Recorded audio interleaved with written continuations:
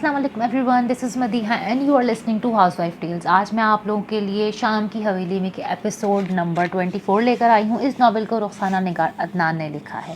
Let's get started. Mansoor के चेहरे के तासुरात बदल गए थे। बदतरीन हालात में भी उसे ज़ैनब से इस बात की उम्मीद नहीं थी।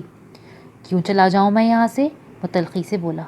क्योंकि मुझे और मेरी बेटी को पसंद नहीं कि तुम यहाँ रहो, वो रखाई से बोली। तुम्हारी बेटी? ओ, इसका अंदाज साफ जताने वाला था। निशाना बांधने के लिए किसी और का कंधा क्यों इस्तेमाल कर रही हो? साफ कहो। तुम्हारे और हैदर के दरमियान जो कुछ चल रहा है इतने सालों से, मेरे आने के बाद इसमें रुकावट आ गई है। वो घटियापन की आखिरी हद को छूकर बोला और ज़ैनब का इस्त्री करता हाथ वहीं साकित हो गया। इस्त्री के नीचे जलते कपड़े की बूंदों से चौंकाया। इसने इस्त्री हटाकर एक तरफ रखते हुए प्लग जोर से खींचकर निकाल दिया। काश मंसूर तुम वापस ना आते। कम से कम मैं तुम्हारा इतना गिरा हुआ रूप तो ना देख पाती। तुम्हारी बेवफाई, तुम्हारी धोखेबाजी के बावजूद मैंने तुम्हें दिल में किसी बड़े ऊंचे मुकाम पर बिठा रखा था, किसी अवतार की तरह। आज वो बुद्ध भी गिरकर पाश पाश हो गया। वो मुड़कर इसकी आंखों में देखते हुए सर्द लहजे में बोली थी। मंसूर उसे देखकर चौंक गया। तुम अब यहाँ रहो या चले जाओ, मुझे कोई फ़र्क नहीं पड़ेगा, वो कहकर गुस्से में बाहर जाने लगी। क्या समझती हो तुम खुद को? वो इसकी कलाई सख्ती से हाथ में जकड़ कर बोला। कम से कम वो नहीं जो तुम समझ कर यहाँ आए हो। वो नज़रों में ढेर सारी नफरत समोकर बोली और अपना हाथ ज़ोर से छुड़ाकर तेज़ी से बाहर जाने लगी। बाहर खड़ी कश्यप उसे बाहर आता देखकर बेजान कदमों से अपने कमरे की तरफ बढ़ गई। मज़ीद कुछ सुनना उसे दुश्वार था। तुम क्या समझती हो मैं यहाँ सिर्फ तुम्हारे लिए आया हूँ? वो पीछे से जहर भरे लहजे में बोला। ज़ैनब ठटक गई। ठीक कहा तुमने। तुम जैसे खुदगर्ज़ और बेहिस इंसान इतने सालों बाद मोहब्बत की एक झूठी कहानी दोहराने के लिए तो फ़कत नहीं आ सकता। ज़रूर तुम्हारे आने के पीछे कोई बड़ा मकसद ही होगा। बोल दो। वो रुक रुक कर इसकी तरफ देखकर संभलते हुए लहजे में बोली। मैं ये घर बेचने आया हूँ, मुझे ज़रूरत है पैसों की। बिलाखिर वो उसे दिल का मुद्दा ज़बान पर ले आया। ज़ैनब किसी पत्थर की तरह खड़ी रह गई। रमशा हौले हौले सोनिया के बालों में तेल का मसाज करते उसे सुकून पहुंचाने की कोशिश कर रही थी। रिदा मेरी जान बस करो, थक जाओगी। वो आंखें बंद किए किसी ध्यान में गुम कहती इसकी उंगलियां थामकर उन्हें चूमते हुए बोली। रमशा का मुश्किल से संभला दिल फिर से भल भल रोने लगा। इसकी आवाज़ गले में फंदे की तरह घुटकर रह गई। मैं रमशा हूँ मामा, रिदा नहीं हूँ। वो चाहने के बावजूद माँ को कह ना सकी और अब तो ये अक्सर ही होने लगा था। सोनिया उसे रिदा ही पुकारती और उसे यह ख्याल भी मुश्किल से ही आता था कि रिदा नहीं रमशा है वो। बावली हो गई है सोनिया तो बिल्कुल ही। सामने बैठी ताहिरा गम से बड़बड़ाकर बोली। इनकी बूढ़ी आंखों में आंसू थमते नहीं थे। अस्सलाम वालेकुम खाला जान। सोनिया कैसी हो? ज़ैनब बहुत दिनों बाद स्कूल से आने के बाद वक्त निकाल कर कश्यप के साथ मिलने चली आई थी। ताहिरा सलाम का जवाब देते कड़े तेवरों से दोनों का जायज़ा लेने लगी। कैसी तबीयत है सोनिया अब तुम्हारी? वो इसके पास ही बैठ गई। रमशा अब माँ के बालों में ब्रश कर रही थी। सोनिया ने जवाब में यूं ही सर हिला दिया। ज़ैनब कुछ ताज्जुब से उसे देख कर रह गई और कश्यप को इशारा करने लगी कि वो भी सोनिया का हाल पूछ ले। कैसी हैं फुप्पो आप? वो इसकी आहिस्तगी से पूछने पर सोनिया ने ज़रा सा चेहरा घुमाया और अजीब सी नज़रों से कश्यप को देखती रह गई। कश्यप इसकी नज़रों से कुछ खाइफ होकर उंगलियां चटखाती माँ की तरफ देखने लगी। सोनिया ने एकदम से दोनों बाहें फैला दी। रिदा तुम आ गई मेरी बेटी, मेरे पास आओ, मेरे सीने से लग जाओ ना, आओ। सोनिया बाहें फैलाए उसे ही पुकार रही थी। कश्यप कन्फ्यूज़ी माँ को देखने लगी जिसने उसे सोनिया के पास जाने का इशारा किया। वो झिझक कर सोनिया के करीब हुई जिसने झपट कर उसे अपनी बाहों में भींच लिया। होश करो सोनिया, ये पागलपन की अदाकारी छोड़ दो। अब हमारी रिदा नहीं है इस दुनिया में कहीं। और ये लड़की? ताहिरा पाटदार आवाज़ में गरजी थी। ये लड़की ही तो नज़र लगा कर गई थी मेरी रिदा की खुशियों को। इसकी बदशगुनी हुई थी जिस रात मैं इसने हंगामा किया, मेरे आज़र पर कीचड़ उछाला, उसकी काली नज़रें थीं जो मेरे बेटे की, मेरी लाडली की खुशियों को खा गई। दूर करो इस मनहूस को, हटाओ अपने पास से। ताहिरा तेज़ आवाज़ में बोल रही थी। क्या कहा आपने अभी? क्या कीचड़ उछाला था इसने आज़िर भाई पर? क्या हुआ था? ज़ैनब तो एकदम से उछल ही गई। ताहिरा के सामने आकर बोली। इतनी नन्ही ना बनो तुम। जिस मकसद के लिए अपनी बेटी को यहाँ छोड़ के गई थी, अपने सैर सपाटे के लिए, और इसने जो यहाँ गुल खिलाए, जैसे तुम्हें कुछ बताया ही नहीं होगा इसने। ताहिरा इसी हकारत से हाथ नचाकर बोली। बस कर दें अम्मा, खुदा के लिए बस कर दें। मेरी बेटी खबर में उतर गई, आपके जाने की उम्र थी, बुलावा उसका आ गया, हमारे दिल फट गए, मगर आपके गुरूर की नफरत को चैन नहीं आया। और क्या चाहती हैं आप? हम सब मर जाएं? زہر کھا لیں تو آپ کو چین آئے گا؟ سونیا نے اپنی پوری شادی شدہ زندگی میں ایسے لہجے میں طاہرہ سے بات نہیں کی تھی۔ وہ چیخ چیخ کر بول رہی تھی جب عاذر اندر داخل ہو رہا تھا، اگر آپ کو یہاں رہنا ہے تو صرف اپنے کمرے تک محدود رہیں، میرے گھر میں مزید بربادی پھیلانے کی ضرورت نہیں ہے۔ یہ سونیا تھی۔ طاہرہ کو اپنی آنکھوں اپنے کانوں پر یقین نہیں آ رہا تھا، اور دروازے کے پاس کھڑا عاذر بھی بے یقین کھڑا تھا۔ ہوش میں تو ہو تم؟ کس لہجے میں بات کر رہی ہو اماں سے؟ کوئی اور موقع ہوتا تو شاید یہ گرجنا کافی نہ ہوتا عاذر کے لیے، اس لہجے میں جس میں مجھے بہت پہلے بات کر لینی چاہیے تھی آپ کی ماں سے۔ اب انہیں سمجھا لیں، میں ان کی مزید مداخلت اپنے گھر میں اپنے بچوں کے معاملے میں برداشت نہیں کروں گی۔ سونیا تیز تیز بولتی رمشا کو دھکیلتی اندر چلی گئی۔ طاہرہ تو ابھی بھی ساکت کھڑی تھی، اور عاذر کو اپنے کانوں پر یقین نہیں آ رہا تھا کہ یہ سب کچھ سونیا بول کر گئی ہے۔ چلو کشف، زینب نے آہستگی سے کہا اور کشف کو چلنے کا اشارہ کیا۔ کشف خاموشی سے ماں کے ساتھ باہر نکل گئی۔ رمشا شرمندگی سے ان کو جاتا دیکھنے لگی۔ زینب آنی پلیز تھوڑی دیر تو رکیں، ماما سے تو ملنے۔ دروازے کے پاس پہنچ کر وہ کچھ شرمندہ سی بولی، نہیں بیٹا اب رکنا اور آئندہ کبھی آنا مناسب نہیں، اپنی ماما کو میری طرف سے پوچھ لینا، زینب نے رکے بغیر کہا۔ دونوں جلدی سے باہر نکل گئیں۔ رمشا وہیں شرمندہ سی کھڑی رہی۔ وہ واپس آئی تو عاذر ماں کے پاس بیٹھا شاید انہیں تسلی دے رہا تھا۔ وہ کچھ بیزار سی اندر چلی گئی۔ منصور کے دل میں پچھتاوا بڑھتا ہی جا رہا تھا۔ کاش یوں جذباتی پن میں اس نے زینب کو گھر بیچنے کا نہ کہا ہوتا۔ وہ خود کو لان تان کرتا تھا۔ منصور میں تم سے بات کر رہی ہوں۔ زرین اسے یوں ہی ہاتھ میں چائے کا کپ لیے بیٹھے دیکھ کر کچھ جھنجھلا کر بولی، کیا بات کر رہی ہو؟ وہ کچھ بیزاری سے بولا، ایما اس لڑکے بلال کو پسند کرتی ہے۔ وہ اپنا تیش دبا کر قدرے نرم لہجے میں بولی، ورنہ منصور کی یہ بے دہانی اس کا جی بھر کر جی جلا رہی تھی دن رات۔ کون بلال؟ وہ واقعی مکمل بے دھیان تھا۔ زرین کا جی چاہا اپنا سر پیٹ لے۔ سمینہ کا بیٹا جنہوں نے ایما کی جان بچائی تھی۔ وہ پھر ضبط کے گھونٹ بھرتی بمشکل نرمی سے بولی، کیا دنیا کے سارے لڑکے مر گئے تھے، وہی لڑکا بچا ہے ایما کے لیے؟ ایک دم وہ غصے سے بول اٹھا۔ زرین ششدر سی اسے دیکھ کر رہ گئی۔ شادی کسی ایک سے کرنی ہوتی ہے نا، دنیا کے سارے لڑکوں سے نہیں، اور میں تو تمہیں بتا رہی ہوں کہ ایما اسے پسند کرتی ہے۔ وہ آخری جملے پر زور دے کر بولی، یہ ممکن نہیں ہے، ایما کو بتا دو۔ وہ ایک دم سے قطعی انداز میں بولا، کیوں ممکن نہیں ہے؟ زرین بھی فیصلہ کر کے بحث کرنے کو کودی۔ وہ لڑکا کسی بھی طرح ایما کے قابل نہیں ہے۔ منصور کو یہی مناسب لگا تھا جو عذر کے بہانے استعمال ہو سکتا تھا۔ کیا خرابی ہے اس میں؟ زرین تو نک کر بولی، ایسی کوئی اچھائی بھی نہیں، اس کا باپ ایک نمبر کا دھوکے باز اور موقع پرست انسان ہے۔ وہ جھلا کر بولا، وہ کون نہیں ہوتا؟ تم نہیں دیکھا موقع پرست؟ زرین ٹھنڈے لہجے میں اسے جتا کر بولی، تم ہر معاملے میں مجھے کیوں گھسیٹ لاتی ہو؟ اور موقع پرست میں نہیں، تم اور تمہارا باپ تھا جس نے مجھے اپنا مطلب نکالنے کے لیے استعمال کیا۔ وہ بھی دو بدو بولتا گیا۔ تم پر اور تمہاری خود غرضی پر افسوس ہی کیا جا سکتا ہے، تم جو مرے ہوئوں کو بھی نہیں بخشتے۔ زرین کے لہجے میں غصہ اور خوف تھی۔ اور ایما نے شادی اسی لڑکے سے کرنی ہے، اس کے باپ سے نہیں۔ تم اگر اپنے طور پر ان لوگوں سے بات کر سکتے ہو تو ٹھیک، ورنہ پھر ہم دونوں یہ پروپوزل لے کر ان کے گھر جا رہے ہیں 2-4 دنوں میں۔ وہ فیصلہ کن انداز میں بولی، تمہارا دماغ تو ٹھیک ہے نا؟ منصور تک گیا، میرا تو ٹھیک ہے، البتہ تمہیں کوئی پرابلم ضرور ہے۔ وہ حکم سے بولی، اور اس میں دماغ خراب ہونے کی کیا بات ہے؟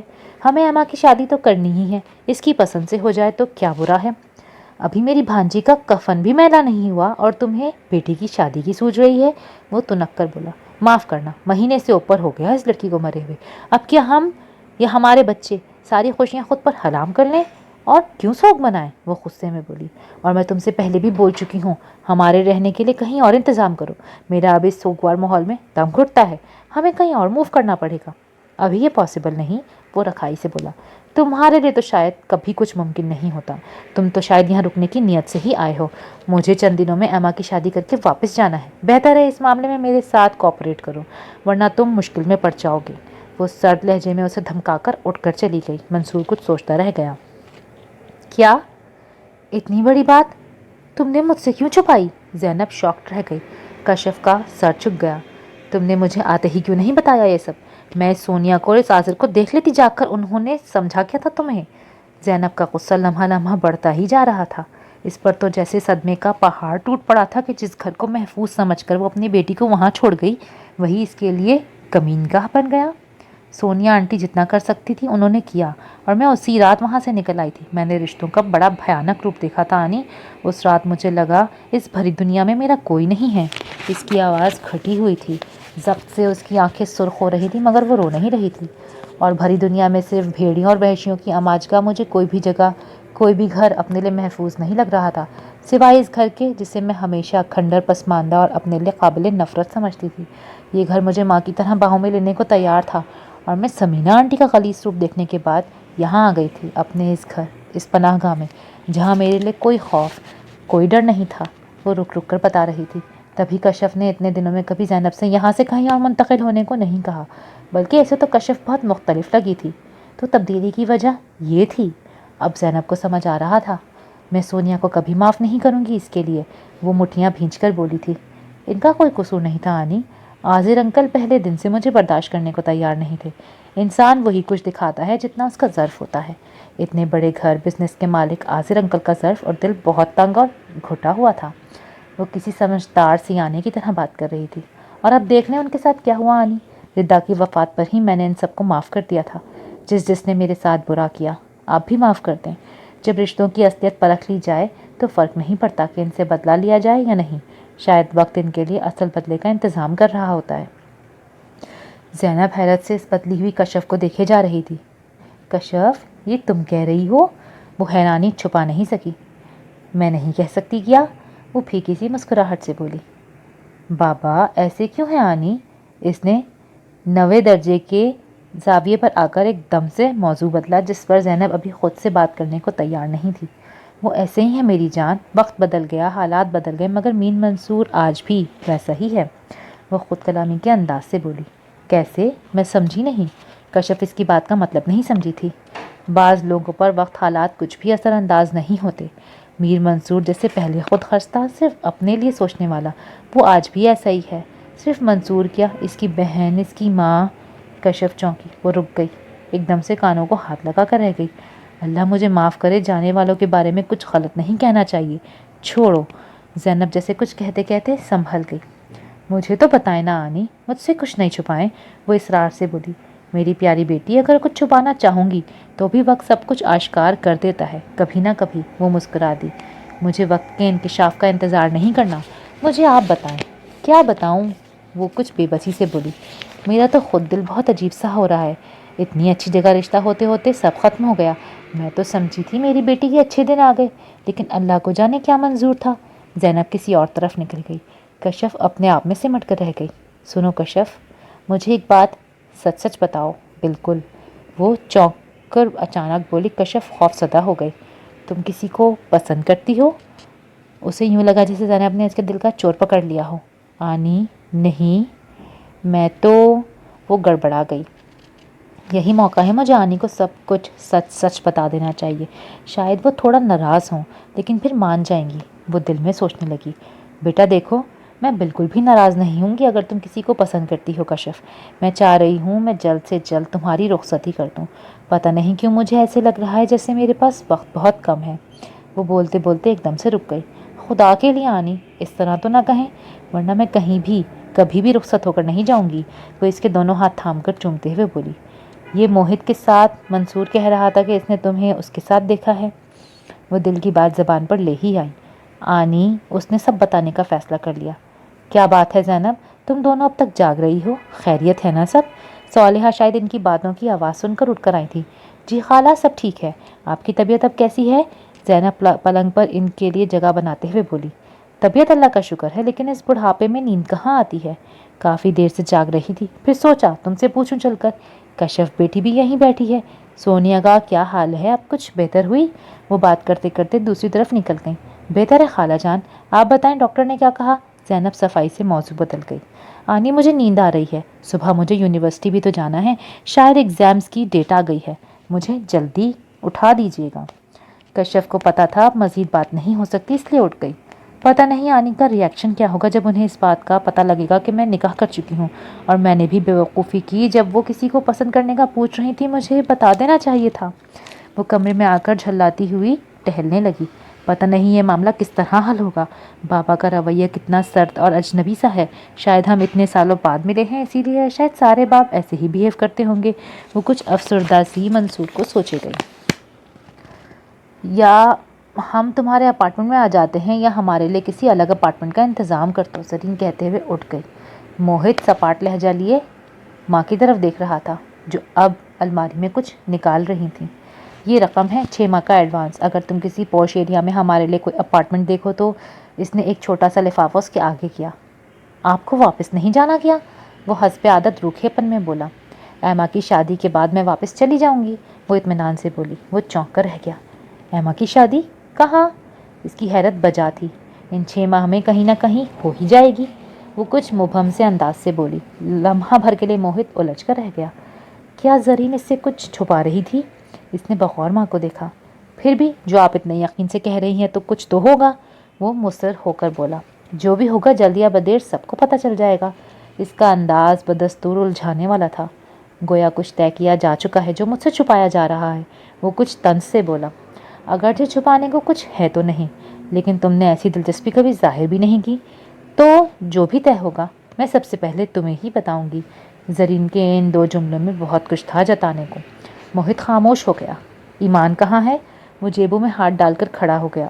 رمشا کے ساتھ ہی رہتی ہے سارا دن، ابھی بھی وہیں ہوگی، زرین لاپرواہی سے بولی۔ وہ جواباً خاموش کھڑا رہا۔ اور تمہارا وہ منہ بولا باپ، اسے اس زینب کے گرد منڈلانے سے فرصت ہی نہیں، ہمیں یہاں ڈال کر بھول گیا ہے۔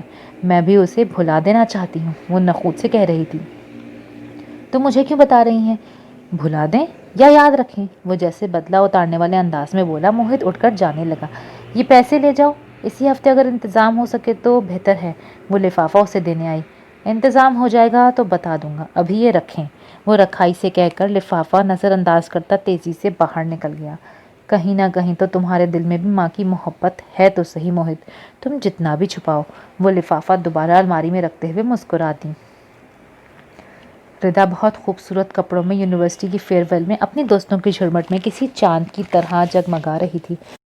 رمشا آنکھوں میں آنسو لیے ٹکٹکی باندھے دیکھتی ہی جا رہی تھی۔ ایمان نے ہاتھ بڑھا کر اس کے آگے پھیلی ایلبم بند کر دی۔ کم آن رمشا یار، اس طرح تو تم کبھی نارمل نہیں ہو سکو گی، وہ سمجھانے والے انداز میں بولی۔ اس نے ایلبم الماری کے سب سے اوپری اسٹور والے کیبنٹ میں صوفے کے اوپر چڑھ کر رکھ دی۔ میں نارمل ہونا بھی نہیں چاہتی، میری بہن کی موت نارمل نہیں تھی اور یہ خیال مجھے کبھی نارمل نہیں ہونے دے گا۔ وہ افسردہ سی اٹھ کر کھڑکی کے پاس کھڑی ہو گئی۔ باہر سیاہ آسمان تھا اور اس پر چمکتے ستارے جو اجلے چاند کے گرد حالا کیے ہوئے تھے۔ اسے لگا اس چاند میں کہیں ردا کی مسکراتی شبیہ ہے۔ اس کے آنسو کچھ اور بھی روانی سے بہنے لگے۔ چلو باہر چلتے ہیں، ایمان اس کا ہاتھ پکڑ کر زبردستی کھینچتی ہوئی ساتھ لے گئی۔ دونوں لان میں آ کر بیٹھ گئیں۔ یار یہ غم تو شاید اب کبھی بھی تمہارے دل سے نہ نکلے، مگر تمہیں اپنی ماما کو، پاپا کو، گھر کو دیکھنا ہے۔ رمشا اب سب کچھ تمہاری توجہ چاہ رہا ہے، پلیز خود کو کمپوز کرو۔ وہ اسے لان چیئر پر بٹھا کر دھیرے سے سمجھانے لگی۔ ذرا ذرا بکھرتے وجود کو کمپوز کرنا آسان ہے کیا؟ وہ اب بھی اسی کیفیت میں تھی۔ اتنا مشکل بھی نہیں، یہ تمہیں پتہ ہے۔ پورے 3 ماہ میں ٹراما میں رہی تھی، میں خود سے کھا پی سکتی تھی نہ کچھ سمجھ سکتی تھی۔ ایک زندہ لاش تھی میں۔ میری ماما خود ہسٹیرک پیشنٹ ہیں، انہیں آسما کا پرابلم بھی ہے، لیکن میری حالت دیکھ کر وہ اپنی ساری بیماریاں بھول گئیں۔ ایمان کہیں کھوئے ہوئے انداز میں بتا رہی تھی۔ پھر ماما نے مجھے کسی بچے کی طرح ٹریٹ کیا، میں جو ان کے لیے بڑے دکھوں کی وجہ تھی۔ رمشا میں نے اپنے ماں باپ کو کبھی کوئی خوشی نہیں دی۔ جب میں آہستہ آہستہ ٹراما سے باہر آ رہی تھی تو مجھے اس شرمندگی سے ندامت نے گھیرنا شروع کر دیا۔ رمشا بظاہر بے دھیان سی تھی۔ یار تب مجھے احساس ہوا کہ ماں باپ اس دنیا کی سب سے بڑی نعمت ہیں۔ اگر میرے ماں باپ نہیں ہوتے تو شاید میں کسی شیلٹر ہوم میں کسی ویل چیئر پر دنیا سے بے خبر کسی معذور کی طرح باقی زندگی گزار رہی ہوتی۔ تم سن رہی ہو نا؟ رمشا یوں ہی سر ہلا کر بولی۔ تم نہیں سن رہی، نہیں سمجھ رہی، ایمان نے تعصب سے سر ہلایا۔ تم ٹراما میں کیوں چلی گئی تھی؟ رمشا نے چند لمحوں کی خاموشی کے بعد اچانک سے پوچھا۔ یعنی وہ سب کچھ سن چکی تھی؟ ایمان نے تو یہ سوچا ہی نہیں تھا۔ اگر رمشا یہ سوال پوچھے گی تو وہ کیا جواب دے گی؟ کبھی کبھی ایسا لگتا ہے لکڑی کا کوئی خوبصورت شوکیس، کوئی دروازہ، کوئی کھڑکی صحیح سلامت بہت دل کو بھا ہی گیا ہوتا ہے، لیکن اصل میں اسے اندر ہی اندر گھن کھا رہا ہوتا ہے، دیمک زدہ ہو چکی ہوتی ہے وہ چیز۔ وہ رک رک کر جیسے توجہ پیش کرنے کی کوشش کرنے لگی۔ اس کا کیا مطلب ہوا؟ رمشا کندھے اچکا کر رہ گئی۔ ہماری فیملی میں ماما، پاپا، بھائی بظاہر ایک فیملی ہیں، مگر اندر سے ہم سب بالکل الگ ہیں۔ Just like a broken family you know. اس توڑ پھوڑ نے مجھے اندر تک توڑ کر رکھ دیا تھا۔ میرا جی چاہتا تھا میں سب کچھ اپنے ہاتھوں سے توڑ دوں، جلا دوں، سب ختم کر دوں۔ میں نے ایسا کرنے کی کوشش کی تھی اور نتیجہ بہت خوفناک تھا۔ وہ بولتے بولتے چپ ہو گئی اور اس سے ذرا فاصلے پر کھڑا موہت ساکت سن رہا تھا۔ رمشا نے ذرا سی گردن موڑ کر چاند کی مدھم روشنی میں کھڑے اس دراز قد سائے کو دیکھا جس کی نگاہیں ایمان پر جمی ہوئی تھیں۔ اب ہمیں واپس چلے جانا چاہیے مام۔ سلیمان نے پورے 2 ماہ بعد یہ بات کی تھی جب شائستہ اس کی حالت سے تقریباً مایوس ہو چکی تھی۔ انہوں نے چونک کر اپنے آگے پھیلے مختلف ڈیزائن کے زیورات کے پھیلاوے کو یوں ہی ہاتھ سے سمیٹ کر لکڑی کے اس بھاری باکس میں ڈال دیا جو وہ ردا کے لیے لے کر آئی تھیں۔ سلیمان کی نظریں آنکھوں کو خیرہ کرتی اس جولری پر جمی تھیں جسے شائستہ نے جلدی سے سمیٹ دیا۔ میں بھی یہی چاہتی ہوں۔ شائستہ نے بظاہر کوئی اختلاف نہیں کیا۔ یہاں بیٹھو میرے پاس، وہ محبت سے اس کا ہاتھ پکڑ کر پاس بٹھاتے ہوئے بولی۔ وہ بہت کم گو ہو گیا تھا، بہت کم بولتا اور بہت زیادہ سوچتا۔ ہر چیز کا، ہر جاندار کا جب وہ پیدا ہوتا ہے اس کی فنا کا وقت، دن، لمحہ لکھ دیا جاتا ہے۔ وہ معصوم بھی بس اتنی سی عمر لکھوا کر آئی تھی۔ شائستہ نے تمہید باندھی۔ پلیز ماما، میں مزید اس بات پر خود کو تیار کرنا نہیں پاتا۔ آپ یہ باتیں نہ کریں مجھ سے، وہ جیسے تکلیف سے کراہ کر بولا۔ بات جب بھی شروع ہوگی سلیمان، اس کی تمہید یہی ہوگی، یہیں سے بات شروع کرنی پڑے گی۔ وہ سنجیدگی سے اسے سمجھا کر بولی۔ میں سمجھا نہیں، وہ قدرے ناگواری سے بولا۔ کون سی بات؟ شائستہ چند لمحے خاموش رہ کر شاید اس کے رد عمل کا اندازہ لگا رہی تھی۔ ہم یہاں جس مقصد کے لیے آئے تھے ردا کے ساتھ، وہ بھی فوت ہو گیا۔ وہ ماں کی بات کاٹ کر تیزی سے بولا۔ اللہ نہ کرے، تم جب تک ہو اللہ تمہیں 2 جہان کی خوشیاں عطا کرے۔ مجھے بہرحال ایک ماں کی حیثیت سے اپنا فرض پورا کرنا ہے۔ شائستہ خاص دیندار لہجے میں بات کر رہی تھیں۔ میں آپ کو اس فرض سے آزاد کرتا ہوں، وہ ہاتھ اٹھا کر بولا اور اٹھ کر جانے لگا۔ شائستہ کو پتا تھا یہ بات اب نہیں ہوئی تو پھر سالوں پر چلی جائے گی اور وہ یہ کبھی نہیں چاہتی تھی۔ مگر اس دن اپنے اس فرض کی پابند ہو گئی تھی میں جس دن تم پیدا ہوئے تھے۔ تم مجھے آزاد کرو نہ کرو، مجھے یہ فرض نبھانا ضرور ہے، وہ قطعی لہجے میں کہتی اس کے سامنے کھڑی تھی۔ پلیز ماما، میں جس ٹوٹ پھوٹ کا، جس کرب کا شکار ہوں آپ نہیں سمجھ سکتی۔ وہ نہ چاہتے ہوئے بھی تکلیف کا اظہار کر بیٹھا۔ تمہیں اس کرب سے نکالنا چاہتی ہوں، ہم یہاں سے تمہیں شادی کر کے ہی لے کر جائیں گے۔ ان کا لہجہ قطعی تھا۔ سلیمان بھون چکا رہ گیا۔ کیسی ہو کشف؟ وہ بیگ میں چیزیں رکھتے ہوئے چونک کر مڑی۔ سامنے کھڑے بلال کو دیکھ کر اس کے چہرے کے تاثرات ہی بدل گئے۔ وہ یوں ہی سر ہلا کر آگے جانے لگی۔ وہ تیزی سے اس کے پیچھے آیا تھا، اس کا بازو سختی سے موڑ کر اپنی طرف گھما لیا۔ کیا گناہ ہو گیا ہے مجھ سے؟ کیا سمجھتی ہو تم خود کو؟ وہ طیش میں سرخ پٹے چہرے کے ساتھ بول رہا تھا۔ کشف کے چہرے پر ناگواری تھی۔ اس نے جھٹکے سے اپنا بازو اس کی گرفت سے کھینچا۔ پہلے بات کرنے کی تمیز سیکھ لو، وہ اسی بیزاری سے بولی۔ اب مجھے تم سے بات کرنے کی بھی تمیز سیکھنی ہوگی؟ بلال تمہارا مسئلہ کیا ہے؟ وہ جھلا کر رہ گئی۔ تم ہو میرا مسئلہ، کتنی بار بتاؤں؟ وہ غرایا۔ تم غلط ٹریک پر ہو، میں بھی تمہیں کتنی بار بتاؤں، اس راستے میں مت آؤ جو تمہیں کہیں نہیں لے کر جاتا، وہ جیسے وضاحت دیتے ہوئے جان چھڑانے والے انداز میں بولی۔ مجھے کہیں نہیں جانا کشف، صرف تمہارے ساتھ رہنا ہے، وہ سخت کرب بھرے لہجے میں بولا تھا۔ امپاسبل، وہ قطعی انداز میں بولی۔ بھول جاؤ مجھے بلال اور اپنے لیے نیا راستہ، نیا ساتھی چن لو۔ جیسے تم نے چن لیا، وہ طنز سے بولا۔ ہاں، جیسے میں نے چن لیا، وہ بھی جواباً زور دے کر بولی۔ بلال کا چہرہ پھیکا پڑ گیا۔ تم اتنی سنگ دل تو کبھی نہیں تھی کشف، ہمارا بچپن کا ساتھ ہے، دنیا میں سب سے زیادہ تم مجھے سمجھتی ہو، میں تمہیں، اب پھر کیا ہو گیا ہے ایسا کہ تم راستے سے ہی الگ ہو رہی ہو؟ وہ بہت دکھی لگ رہا تھا۔ پلیز یہ سوال مجھ سے نہیں، خود سے پوچھو، ہم دونوں کبھی ایک نہیں ہو سکتے۔ پتہ ہے بلال، میں نے تمہیں صاف انکار کرنے سے پہلے کئی بار سوچا، تمہارے بارے میں بھی اور بچپن کی اس سنگت کے بارے میں بھی۔ پھر میں نے سوچ کے ترازو میں اس سنگت اور عزت کو تولا تو عزت کا پلڑا بھاری تھا۔ میں عزت پر محبت کو قربان کر سکتی ہوں، بلکہ ہر جذبے کو، انڈرسٹینڈ؟ آئندہ میری راہ نہ روکنا، خدا حافظ، وہ کہہ کر تیزی سے جانے لگی۔ ہم دوست ہیں کشف، تم جو بھی ہو ہماری دوستی میں فرق نہیں آنا چاہیے، اتنا حق تو دو گی نا مجھے؟ وہ بھاگتا ہوا اس کے پیچھے آیا تھا۔ کیا فائدہ ایسی دوستی کا جو کل کو تمہاری پارٹنر یا میرے لیے وہ ایک گالی بن جائے، جیسے آنی کے لیے اور تمہارے بابا کی دوستی کو داغدار کیا گیا؟ نہیں بلال، ہم لوگ یہ دوستی والی عیاشی بھی افورڈ نہیں کر سکتے، تم ہمیشہ میری دعاؤں میں رہو گے۔ وہ کہہ کر رکی نہیں، تیزی سے وہاں سے چلی گئی۔ وہ گمسم کھڑا اسے جاتا دیکھتا رہا۔ اس کا فون مسلسل بجے جا رہا تھا، اسے پتا تھا ایمان کی کال ہوگی۔ کس لیے ملنا ہے؟ نہ چاہتے ہوئے بھی فون سنتے اس کے لہجے میں تلخی آ گئی۔ فرصت تو ہے مجھے، مگر وہ ملنے سے کترا رہا تھا۔ اسے ایمان کی معصومیت نے متاثر کیا تھا، مگر سمینہ کی ضد اس کے اقرار کے راستے میں دیوار بن کر کھڑی ہوئی تھی۔ اگر آپ فری ہیں تو میں آ جاتی ہوں، آپ کی طرف مجھے اپنے گھر کا ایڈریس بھیج دیں۔ وہ اس کی فرصت کا سن کر کھل اٹھی۔ میں گھر پر نہیں ہوں، وہ جیسے ہتھیار ڈالتے ہوئے بولا۔ تو کہاں ہے؟ میں وہاں آ جاتی ہوں۔ وہ ملنے کے لیے بے تاب تھی۔ یہ دل کی کہانی بھی کتنی عجیب ہوتی ہے، آپ جس کے پیچھے بھاگتے ہیں وہ آپ سے دور بھاگتے ہیں، کسی ایک کو تو رکنا ہوگا نا۔ میں آپ کو پک کرنے آ رہا ہوں، آپ ریڈی ہو جائیں۔ اس نے اپنی ہار تسلیم کر لی۔ ٹھیک کہتی ہے کشف، ماما اسے کبھی قبول نہیں کریں گی۔ ماما اور بابا جیسی ایک اور کہانی دن رات اس گھر میں دہرائی جائے گی، ایسا وہ مر کر بھی نہیں چاہ سکتا تھا۔ موہت سامنے کمپیوٹر پر آئی میل کو پلکیں جھپکائے بغیر دیکھے جا رہا تھا۔ اس سارے کے دوران اس نے ایک بار بھی یہ بات نہیں سوچی تھی، اس کا تبادلہ بھی ہو سکتا ہے، اسے کہیں بھیجا بھی جا سکتا ہے۔ اب جبکہ وہ یہاں سے ایک پل کے لیے بھی دور نہیں جانا چاہ رہا تھا، اسے اتنے دور افتادہ علاقے میں بھیجا جا رہا تھا۔ دروازہ ہولے سے کسی نے بجایا۔ یس، اس نے گہرا سانس لے کر دونوں ہاتھوں سے آنکھوں کے پپوٹوں کو سہلایا۔ وہ خاموشی سے اس کے سامنے آ کر بیٹھ گئی۔ وہ بھی اسے یوں دیکھ رہا تھا جیسے صبح سے اس کا ہی منتظر تھا۔ لنچ کر لیا تم نے؟ پہلا جملہ بھی کس قدر اپنائیت بھرا تھا، مگر کشف نے سوچ لیا تھا وہ کسی بہلاوے میں نہیں آئے گی۔ مجھے آپ سے بہت ضروری باتیں کرنی ہیں، وہ دو ٹوک لہجے میں بولی۔ وہ سر ہلا کر رہ گیا۔ باتیں؟ اس نے زیر رب دہرایا۔ وہ تو مجھے بھی تم سے کرنی ہے۔ وہ چونک کر بھی خاموشی سے ہونٹ بھینچ کر بیٹھی رہی۔ تو چلو کہیں باہر لنچ کرتے ہیں، ساتھ میں باتیں بھی ہو جائیں گی۔ وہ دوستانہ انداز میں سب کچھ سمیٹتے ہوئے اٹھنے لگا۔ موہت، میرے پاس اتنا ٹائم نہیں، مجھے گھر واپس جانا ہے، وہ جتا کر بولی۔ تو میں ڈراپ کر دوں گا نا گھر، کیا مسئلہ ہے؟ وہ ہلکے پھلکے انداز میں یوں بولا جیسے روز ہی اسے ڈراپ کرتا ہو۔ مسئلے تو اتنے ہیں، مگر شاید آپ کو کسی بھی مسئلے کی پرواہ ہے نہ فکر، وہ تلخی سے بولی۔ جب میں تمہارے ساتھ ہوں تو تمہیں کیا ٹینشن ہے یار؟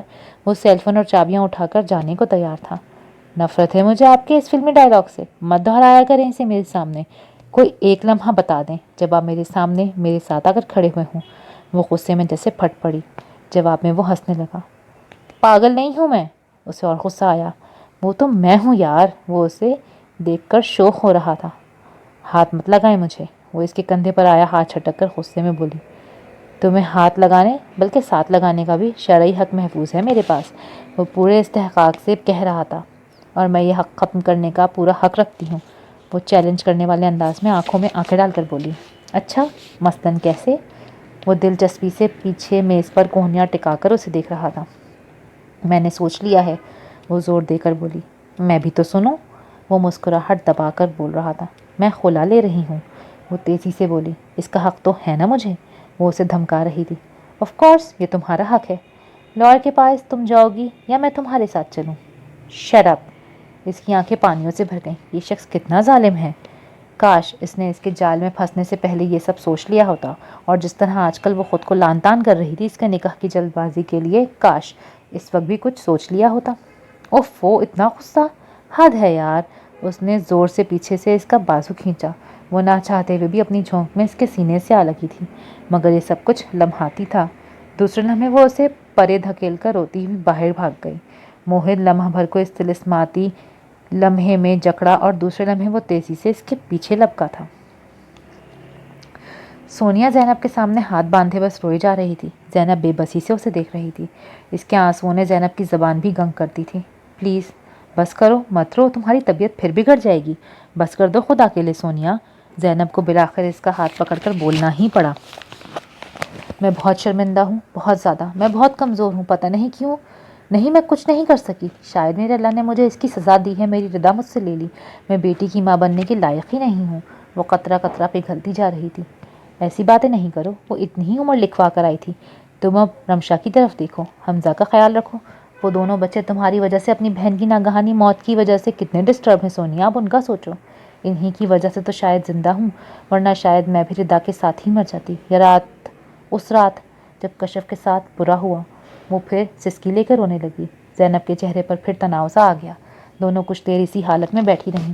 اب تو تم مجھ سے ناراض نہیں ہونا زینب، میں کشف سے بھی معافی مانگ چکی ہوں، پھر مانگ لوں گی۔ سونیا بے بسی کی انتہا پر تھی۔ نامعلوم میرا ناراض رب کب مجھ سے راضی ہوگا۔ زینب، میں تو سب سے معافیاں مانگ مانگ کر تھک گئی ہوں۔ وہ ہاتھوں میں منہ چھپا کر رونے لگی۔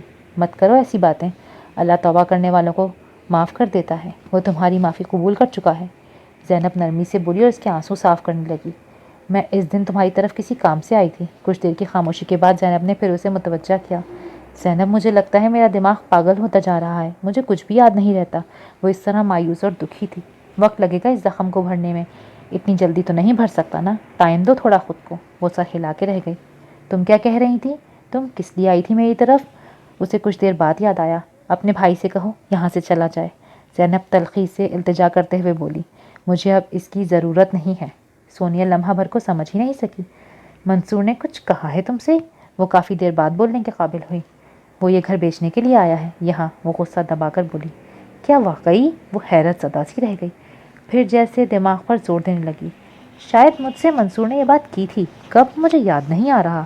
وہ دماغ پر زور دے کر سوچنے لگی۔ بیچتے بے شک، لیکن ابھی نہیں۔ زینب نے کچھ دیر بعد کہا، مجھے کشف کی شادی کرنی ہے، پھر میں بھلے دارالامان چلی جاؤں۔ بیچتے یہ گھر؟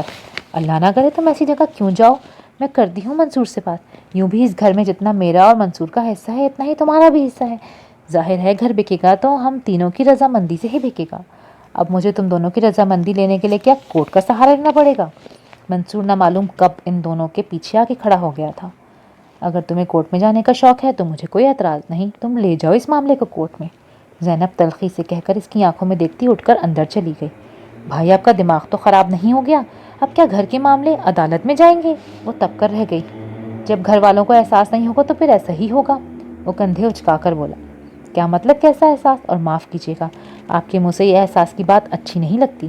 سونیا کو بھی لگا یہی وقت حساب برابر کرنے کا ہے۔ کبھی بھی تم لوگوں نے مجھے میرے حالات کو سمجھنے کی کوشش ہی نہیں کی۔ میں کس لیے گیا تھا اپنا گھر ملک چھوڑ کر؟ تم لوگوں کے لیے، اس گھر کے لیے، اپنی خوشی کے لیے نہیں، جبکہ میں جانا بھی نہیں چاہ رہا تھا۔ وہ اونچا اونچا تیز بولتا چلا گیا۔ تو وہاں جا کر سب بھول گئے کہ اپنے پیچھے ایک گھر چھوڑ گئے تھے؟ ہم یہاں کس حال میں جیتے ہیں، کبھی پلٹ کر جاننے کی کوشش کی آپ نے؟ وہ بھی دوبدو بولی۔ کیسے جانتا؟ وہاں جاتے ہی جو مصیبتیں مجھ پر ٹوٹیں، جیل تک میں رہا، کسی نے پتہ کرنے کی کوشش کی؟ تم جیل کس لیے گئے تھے بتاؤ گے تم، یا وہ موہت ٹھیک کہتا ہے کہ تم نے اس کے باپ کو قتل کر دیا تھا جس کے بدلے جیل بھگتی؟ زینب تیز تیز بولتی کمرے میں پھر نکل آئی۔ بکواس کرتا ہے وہ، جھوٹ بولتا ہے، بہروپیہ ہے وہ، ایک نمبر کا اپنے منحوس باپ کی طرح۔ اس نے مجھے اس جال میں پھنسایا اور جیل پہنچا دیا۔ پورے 2.5 سال اس سیلن زدہ کال کوٹری میں رہا ہوں میں، شاید مر کر ہی نکلتا وہاں سے۔ ہاں، اگر زرین جیسا فرشتہ اس کے شوہر کو رستے سے ہٹانے میں شاید تم دونوں ایک دوسرے کے ساتھ تھے، تمہاری مدد نہ کرتی۔ زینب، میں تم سے بات نہیں کر رہا۔ وہ غصے میں چیخا۔ میں کرنا چاہتی ہوں بات منصور، میری زندگی تو تم تباہ کر ہی چکے ہو، تمہیں اپنی بیٹی کی زندگی برباد نہیں کرنے دوں گی میں، یہ بات تم اپنے دماغ میں بٹھا لو۔ میں نے کسی کی زندگی تباہ نہیں کی، دھوکہ تم نے دیا تھا مجھے، شادی بے وفائی تم نے کی تھی، اور اب یہ کسی اور کی اولاد کو میرے متھے مار کر تم کس بربادی اور تباہی کی بات کر رہی ہو؟ کون سی وفا نبھائی تم نے جو مجھے بے وفا دھوکے باز ہونے کا تانا دیتی رہی ہو؟ اور باہر کھڑی کشف غم اور شوق سے پتھر کی ہو کر رہ گئی۔ ہم دونوں کے بیچ کچھ بھی مشترک نہیں ایمان، کافی کا تلخ گھونٹ بھرتے بلال نے کہا، مگر مجھے لگتا ہے ہم دونوں بہت کچھ سیم رکھتے ہیں۔ وہ ذرا جوش میں بولی۔ بلال اسے دیکھ کر رہ گیا۔ میں لو اینڈ فرسٹ سائٹ کی قائل نہیں ہوں بلال، لیکن مجھے ابھی بھی وہ لمحہ یاد ہے جب میں نے پہلی بار تمہیں شدید بخار کی حالت میں دیکھا، تو جانے میرے اندر کیسے گھنٹیاں بجنے لگی کہ یو آر مائی رائٹ مین۔ وہ بچوں کے سے جوش سے بولتی گئی اور وہ بس سر ہلا کے رہ گیا۔ موم کہتی ہیں وہ جلد سے جلد ہم دونوں کی شادی کر کے ہمارے ساتھ کینیڈا سیٹل ہو جائیں گی، آپ چلیں گے نا ہمارے ساتھ؟ وہ بے اختیار اس کا ٹیبل پر رکھا ہاتھ تھام کر پوچھنے لگی، اور وہ تو جیسے گنگ رہ گیا۔ یہ پلاننگ صرف آپ کی ماما کی اور آپ کی ہے یا اس میں کوئی دوسرا بھی شامل ہے؟ وہ کچھ بے چینی سے پوچھنے لگا۔ آئی تھنک ابھی صرف ماما نے مجھ سے بات کی ہے، بلکہ انہوں نے پاپا سے بھی یہی کہا تھا، پاپا کو کوئی اعتراض نہیں ہے۔ وہ چھوٹے بچوں کی طرح گھر کی ساری باتوں سے بتا رہی تھی، اور بلال کے دماغ میں کوئی چیز کلک ہوئی۔ تم کیا سوچ رہے ہو؟ وہ اس کے چہرے کے آگے ہاتھ لہرا کر بےتابی سے پوچھ رہی تھی۔ یہی کہ اگر ہمیں باہر ابراڈ جا کر سیٹل ہونا ہے تو پھر مجھے اس پر کوئی اعتراض نہیں۔ وہ بہت سوچ سوچ کر بول رہا تھا۔ کیا واقعی تم سچ کہہ رہے ہو؟ تمہیں کوئی بھی اعتراض نہیں؟ وہ بے یقینی سے چیخ پڑی۔ بلال نے اس بات میں سر ہلاتے ہوئے ارد گرد ٹیبلز پر لوگوں کو دیکھا۔ وہ بچوں کی طرح منہ کے آگے ہاتھ رکھ کے ہنسے جا رہی تھی۔ اس کی آنکھوں میں جگنو چمک رہے تھے۔ اچھا ہے اگر میں یہاں سے دور، بہت دور چلا جاؤں، جہاں کشف کی یاد ہو نہ اس کا وجود۔ اور ماما؟ ہاں ماما کے لیے اس بڑی خوشی کی خبر تو اور کوئی ہو ہی نہیں سکتی کہ میں ایمان سے شادی کے لیے تیار ہوں۔ ان کے لیے اس سے بڑی سزا بھی کوئی نہیں ہو سکتی کہ میں انہیں ہمیشہ کے لیے چھوڑ کر چلا جاؤں۔ وہ سنگ دلی کی انتہا پر سوچتے ہوئے دل ہی دل میں مطمئن ہوتا جا رہا تھا۔ اسے صرف اور صرف سمینہ کو سزا دینی تھی، اس کی وجہ سے کشف اسے چھوڑ کر چلی گئی۔ بلال کیا سوچ رہے ہو؟ ایما ول یو میری می؟ وہ مسکراتے ہوئے میز کے گلدان میں سے ہی پھول اس کی طرف بڑھا کر بظاہر رومانٹک انداز میں پوچھ رہا تھا، اور ایما کو لگ رہا تھا جیسے خوشی سے اس کا ہارٹ فیل ہو جائے گا۔ موہد نے بک شیلف سے ایک ایک کر کے ساری کتابیں اٹھا کر بیڈ پر رکھے کارٹن کے اندر رکھنی شروع کر دیں۔ ایک فائل کتابیں رکھتے ہوئے نیچے گر پڑی۔ اس نے جھک کر فائل اٹھا لی۔ اس میں نکاح نامہ تھا۔ وہ کتنی دیر ساکت سا اسے دیکھتا رہا۔ تو تم مجھ سے خلا لو گی کشف؟ وہ استہزائیہ انداز میں مسکرایا۔ چلو یہ بھی کر کے دیکھ لو تمہیں دنیا کی کوئی عدالت مجھ سے رہائی نہیں دلا سکتی۔ چاہو تو میں تمہیں لکھ کر دے سکتا ہوں۔ وہ اونچی آواز میں بولتا نکاح نامے کے پیپرز کو بڑی احتیاط سے فائل میں رکھتے کتابوں کے نیچے کر کے کارٹن میں رکھنے لگا۔ اس نے ٹرانسفر کی میل اوکے کر دی تھی۔ جوں لگتا تھا وقت گزرے گا یہ زخم مندمل ہو جائے گا یا اس کی اذیت کچھ کم ہو جائے گی۔ طاہرہ بیگم نے رندھی ہوئی آواز میں کہہ کر ٹیشو سے اپنی ناک سے کوڑی۔ مگر یہ غم اب تو مجھے قبر میں ہی لے کر جائے گا۔ اللہ نہ کرے خالہ ایسی باتیں نہ کریں۔ جس رب نے یہ غم دیا ہے وہ اسے سہارنے کی ہمت بھی دے گا۔ شائستہ صوفے سے اٹھ کر ان کے پاس آ کر بیٹھ گئی۔ عاذر ایک طرف سر جھکائے بیٹھا تھا۔ 2 ماہ سے اوپر ہو گئے ہیں، دل سنبھلنے میں ہی نہیں آ رہا۔ میری نازو پلی پھولوں کی ڈال کیسے مٹی میں مل گئی؟ وہ سسکنے لگی۔ رمشا اچھی طرح سے دوپٹہ لیے ٹرالی میں چائے اور اسنیکس لے کر میز پر سجانے لگی۔ سلیمان ایک طرف سر جھکائے بے حس بیٹھا تھا۔ اللہ اس کی ساری منزلیں آسان کرے گا انشاءاللہ۔ جتنی وہ سعادت مند بیٹی تھی، میرا تو واپس جانے کا دل بھی نہیں چاہ رہا۔ جانا بھی ضروری ہے، کتنے ارمان لے کر آئے تھے، اب اس طرح خالی ہاتھ جانا جیسے دل کٹ رہا ہے میرے بچے کا۔ صحرے کے پھول کھلے نہیں کہ یہ غم آ گیا۔ خالہ ہمیں خالی ہاتھ نہیں لوٹائیے، ہماری جھولی ایک بار پھر بھر دیں۔ رمشا میرے سلیمان کے نام کر دیں۔ رمشا کے ہاتھ سے چائے کا بھرا ہوا کپ چھوٹ کر نیچے گر گیا۔ باقی آئندہ اگر آپ کو یہ پارٹ پسند آیا ہے تو do like share and subscribe my channel. ملتے ہیں اگلی ویڈیو میں، تب تک کے لیے اللہ حافظ۔